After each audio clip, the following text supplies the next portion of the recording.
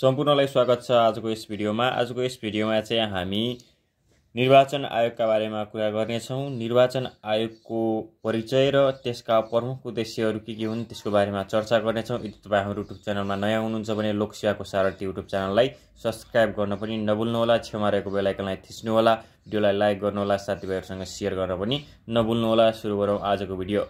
सबैभन्दा पहिले हामीले परिचय लेख्नुभन्दा पहिले के लेख्नुपर्छ भन्दाखेरि उत्कृष्ट उम्मेदवार छनौटका लागि दुईटा थुप्रो लोकसेवा आयोग नै कि निर्वाचन आयोग, अर्थात् कि हामीले उत्कृष्ट उम्मेदवार छनौटका लागि निर्वाचन आयोग भन्छौँ भने चाहिँ हामीले लोकसेवा आयोगमा लेख्नु पर्यो भने चाहिँ हामीले के लेख्न सकिन्छ भन्दाखेरि हामीले योग्यता प्रणालीको रक्षाका लागि लोकसेवा आयोग भने जस्तै गरिकन उत्कृष्ट उम्मेदवार छनौटका लागि निर्वाचन आयोग भनेर हामीले माथि टीकापाठ लेख्यौँ। सबैभन्दा पहिले टपिक लेख्यौँ एउटा सानो, जसले चाहिँ परिचय दियो। त्यसपछि हामीले के लेख्यौँ, एउटा परिचय लेख्यौँ, परिचयको एउटा अनुच्छेद लेख्यौँ सानो।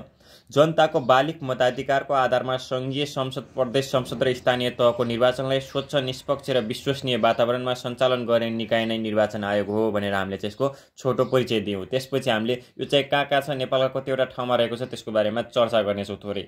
नेपालको 7 प्रदेशमा 7वटा निर्वाचन कार्यालय र 77वटा जिल्लामा जिल्ला निर्वाचन कार्यालय रहेका छन् भनेर हामीले यो लेखिदियौँ। त्यसपछि अर्को एउटा पोइन्टमा के लेख्यौँ भने नेपालको संविधानमा यसको कस्तो व्यवस्था गरिएको छ त्यसको बारेमा थोरै लेख्यौँ।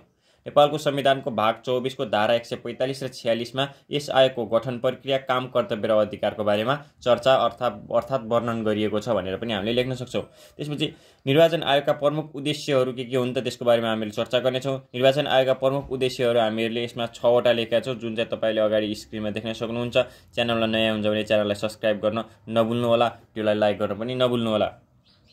निर्वाचन आयोगका प्रमुख उद्देश्यहरू: निर्वाचन प्रणालीलाई समय अनुकूल सुधार गर्दै स्वच्छ, निष्पक्ष र शान्त वातावरणमा निर्वाचन सञ्चालन गर्ने यो चाहिँ प्रमुख उद्देश्य हो निर्वाचन आयोगको। त्यसैगरी मतदाता नामावलीको निर्माण गर्नु यो चाहिँ प्रमुख उद्देश्य हो। मतदाताको सचेतना अभिवृद्धि गर्ने सामाजिक कार्यक्रम सञ्चालन गर्ने पनि यो चाहिँ प्रमुख उद्देश्य रहेको छ।